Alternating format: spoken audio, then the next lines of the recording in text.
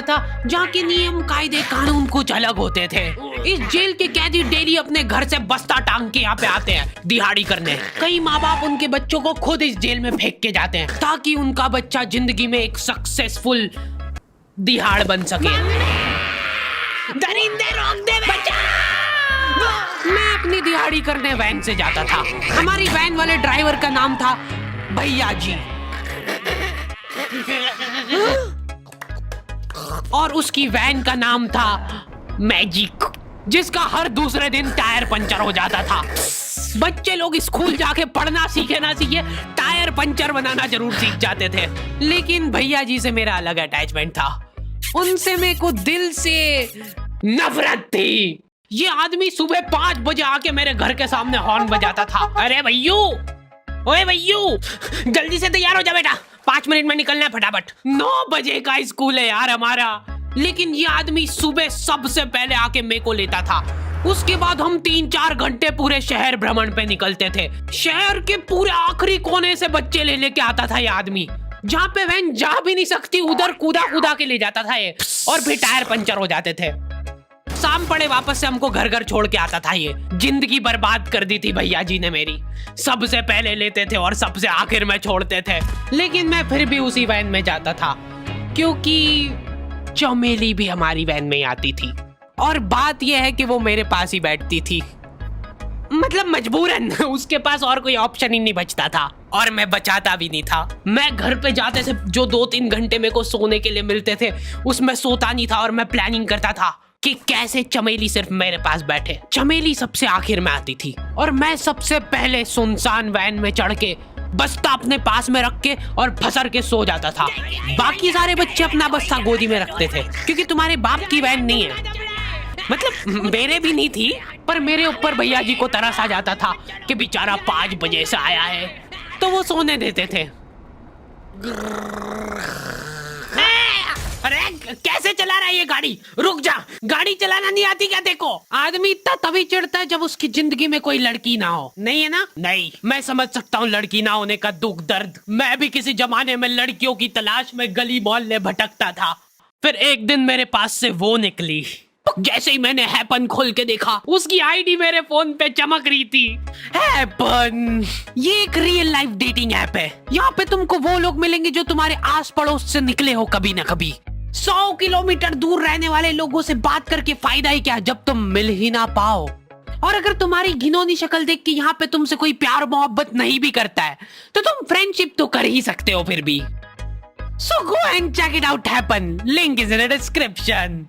लेकिन मैं सोता नहीं था। मैं आंख बंद करके चमेली के घर का इंतजार करता था। तो क्योंकि चमेली आखिरी में आती थी तो वैन पूरी पैक पुक हो रखी होती थी। बच्चे बाहर उबल रहे होते थे और मैं अपना बस्ता पास में रख के एक्टिंग देखो एक्टिंग। और जैसे ही वो आती थी, हड़बड़ाना नहीं, ऐसे टाइम पे हड़बड़ाते नहीं है कि फटाफट बैग उठाया और आओ इधर बैठो जल्दी। मत करना ये हरकत, भाग जाएगी वो। ठरक नहीं झलकना चाहिए जरा सिक भी, एकदम सटल रखना है। क्या हुआ? और कहीं जगह नहीं है क्या? तेरे मुंह में मूत दूंगा मैं। अच्छा ठीक है, इधर ही बैठ जाओ। देख रहे हो एक्टिंग देखो तुम लौंडे की। ना जाने कौन सी नशीली खट्टी मीठी खुशबू लगा के आती थी चमेली। आज तक उसकी खुशबू है मेरी नाक में। मैं वो खुशबू का पूरा मजा ले ही रहा होता हूँ, इतने में एकदम भभका बास आती है निकाह से। जैसे ही मैं बाहर झांकता हूँ, मरा हुआ कुत्ता पड़ा है वहाँ पे। एक काली कार सूख करके निकली और मेरे बच्चे को मार दिया। कैसे करके निकली? शूक। ऐसे नहीं निकली थी, मैं यहीं पे खड़ा था, वो कार आई थी और जैसे ही वो बच्चा नीचे आया तब वो खड़ा, वो बच्चा चिल्लाया और फिर कार शूक करके भाग गई। उधर कुछ बच्चे ऑटो रिक्शा से भी आते थे स्कूल। ऐसा लगता था कि पूरे स्कूल के बच्चे इस एक ऑटो रिक्शा में ठूस ठूस के ले जाता है वो। ये ऑटो वाले और भैया जी दोस्त थे और अब ये बीच सड़क पे रेसिंग लगवा रहे हैं। इनकी गाड़ियां उबला रही है बच्चों से, पर फिर भी नहीं मान रहे ये लोग। नहीं जीतूंगा। स्कूल जाके वो पीछे मुलट के देख रहा है तो एक बच्चा नहीं बचा उसके ऑटो रिक्शा में। हमारे भैया जी बेचारे पीछे से उनके गिरे हुए बच्चों को उठा उठा के ला रहे थे। ये सब हरकतें करके हम लोग जैसे तैसे कैद खाना पहुंच जाते हैं।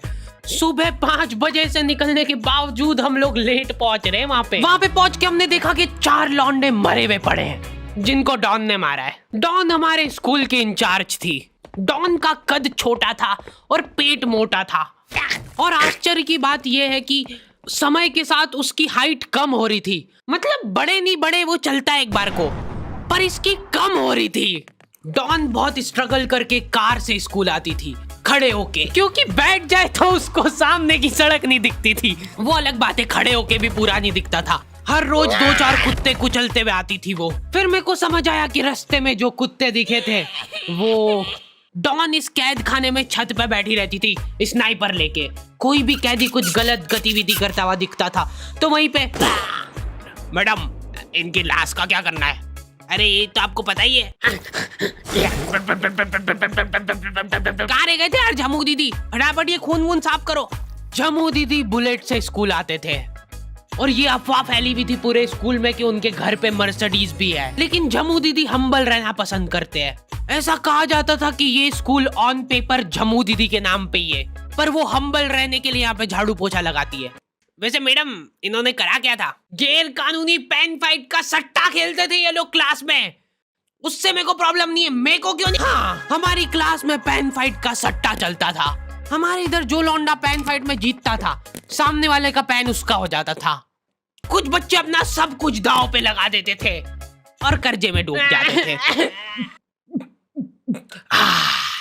फिर भी वो लोग हार नहीं मानते थे और अपने दोस्त से पेन उधार लेके खेलते थे और वापस हार जाते थे। तो अब क्लास में कुछ बच्चों के पास पोटला भर के पेन पड़ा है और कुछ बच्चों के पास पेन ही नहीं है। पेन इस कैद खाने की करेंसी थी, जिसके पास जितने महंगे पेन वो उतना रईस। यहाँ पे ब्लैक में पेन इधर उधर होते थे। नॉर्मल लोगों के पास होते थे 5 रुपए वाले जीफी जेल, जो कि तुम एक पन्ने पे लिखोगे तो पीछे 10 पन्ने तक छप जाएगा। और उनसे भी गए बीते लोग होते थे जो 3 रुपए वाला यूज एंड थ्रो लेके आते थे और उससे भी उनकी अच्छी राइटिंग आ जाती थी। बहुत चिढ़ मचती थी यार मैं कौन से। और कुछ चुनिंदा रईस लोग होते थे जिनके पास होता था ट्राईमैक्स। हर बच्चे का सपना होता था कि उसके पास एक ट्राईमैक्स हो, साथ में आसपास 2-4 लड़कियां हो। मेरे को प्लीज मेरे को यहाँ पे ऑटोग्राफ दे दो। ये लो ट्राईमैक्स किंग के, ये ट्राईमैक्स क्या बात कर रही है? सही में एकदम रईस लोग ही अफोर्ड कर पाते थे ट्राईमैक्स। वो बाबड़े भी एक एक अक्षर लिख के रिफिल खोल के देखते थे। खाली हो रही है तो एक बार एक रईस बच्चे का ट्राईमैक्स चोरी हो गया। पूरे स्कूल में हाहू मच गई थी। वो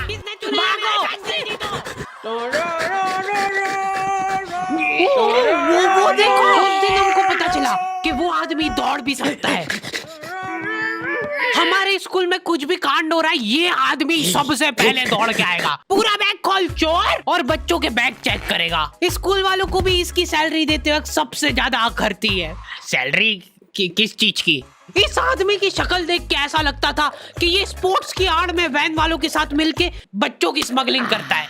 इस महान आदमी का नाम था भूषण। इसने अपनी जांग पे टैटू करा रखा था, भू अलग जांग पे, सड़ अलग जांग पे। सर कल से खो खो खेलने के लिए कितनी बजे आना है? वो तो बैग चेक करा पहले तू। इन्होंने पूरे कैद खाने के कैदियों को लाइन से खड़ा कर दिया है। पेन हमारी क्लास के बच्चे का गुमा है और पूरे स्कूल में ढूंढ रहे हैं लोग। आखिरी में पता चलता है कि वो बच्चा घर पे भूल के आ गया था उसका पेन। सॉरी बेटा, एक फेड में मुंह देगा।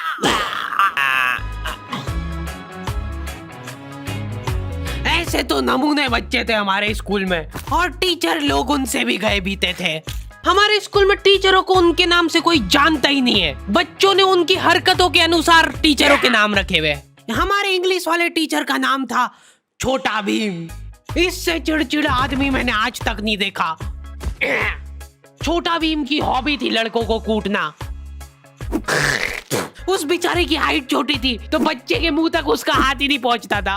बेचारा उचक उचक के मारता था, फिर भी कमर तक ही हाथ पहुंच पाता था उसका। एक पॉइंट पे मेरे को ऐसा लगने लग गया था कि उसको सैलरी लड़कों को कूटने की मिल रही है। कभी किसी बच्चे को बहुत ज्यादा मार दिया, घायल हो गया वो बेचारा, ये लो आपका एक्स्ट्रा बोनस। होमवर्क तुम्हारा बाप करेगा क्या? सर मेरे पापा मर गए थे। तू भी मर जा। ये लो। अरे वाह, नहीं चल रही, सांस तो नहीं चल रही है। हाँ कंफर्म मर चुका है ये। ओह ये लो आपका प्रमोशन हो गया है। लड़कियों से उसका अलग अटैचमेंट था। कौन सा परफ्यूम लगा के आई हो? सर थोड़ा दूर रहो। अरे मैं कुछ कर थोड़ी ना। भोली सी सूरत और आंखों में ठरक लेके स्कूल आ जाता था ये daily. So this means that he will jump over it and then he started. ये आदमी इंग्लिश को इंग्लिश में ही ट्रांसलेट करके चल जाता था हमारी नंगी आंखों के सामने। इधर वॉशरूम में मौत का नंगा नाच मचा रखा था लॉन्डो ने। 4 लॉन्डे दिन भर वॉशरूम में जाके खड़े हैं, कुछ भी नहीं कर रहे वो लोग वहां जाके। उनको बस मन की शांति मिलती है वहां जाके। अगले दिन उन चारों ने प्लानिंग करी, कुछ तो प्रोडक्टिव करते यार वहां जाके। अगले दिन वो सब पानी की बोतल लेके गए। अब वो पानी पी पी के हाथों हाथ मूत रहे हैं। और ये टीचर लोगों को प्रॉब्लम क्या है, बच्चे अगर वॉशरूम जा रहे हैं तो एक गया है तो अभी दूसरा नहीं जा सकता है। क्यों? तुम्हारे घर की लेटरिन थोड़ी ना है वो कि एक टाइम पे एक जना यूज कर सकता है। मान लो वो 2 जने अगर वॉशरूम में मिल गए तो वो क्या कर लेंगे ज्यादा से ज्यादा? भाई यहाँ का बल्ब निकाल लेते हैं ना। हाँ निकाल लो, फीस भरी है अपन ने। लॉन्डो को ऐसा लग रहा है कि इन्होंने फीस भर के पूरा स्कूल खरीद लिया है। 10 लॉन्डे कॉरिडोर में छाती चौड़ी करके चल रहे हैं प्रिंसिपल के सामने। प्रिंसिपल को इग्नोर कर रहे हैं ये लोग। इनको ऐसा लग रहा है कि इन्होंने फीस भर दी है तो प्रिंसिपल इनके पैर पड़ेगी। उनमें से आधों ने फीस भरी भी नहीं है। हमारा स्कूल बिल्कुल सेफ नहीं था। हमारे वॉशरूम में चोरियां हो जाती थी यार। बल्ब चोरी करने के बाद सब लोग अंधेरे में मूत रहे एक दूसरे के जूते पे। उधर कर। उसके बाद पूरे वॉशरूम में कुछ दिख नहीं रहा है चोरी करने का। तो ये लोग हाँ नल उखाड़ के ले गए। नल कौन ले जाता है? कभी वो मछली वाले साबुन चोरी हो जाते थे, कभी ये फिनाइल की सफेद गोली को माउथ फ्रेशनर समझ के खा जाते थे। भाई इसको चबा मत, इसको चूस, ज्यादा देर तक चलेगी ऐसे। ठंडक हो रही भाई, ठंडक।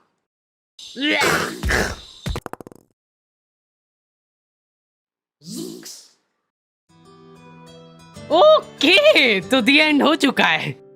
होपफुली तुम लोगों को ये वीडियो पसंद आई होगी। अब कोई भी रोएगा नहीं। किधर गया? वो मर चुका है। लो भाई तुमको जो चाहिए था ले आया हूँ मैं। अपने दोस्तों को ब्लैकमेल करो उनकी गंदी फोटोज दिखा के कि उनको ये वीडियो मजबूरन देखना पड़े। बाकी अगर तुमको इसका सेकंड पार्ट चाहिए तो 2.5 लाख लाइक्स कर दो फटाफट। और हैपन चेकआउट करना बिल्कुल मत भूलना, लिंक मैंने डिस्क्रिप्शन में डाल दी है। मिलते हैं नेक्स्ट वीडियो में।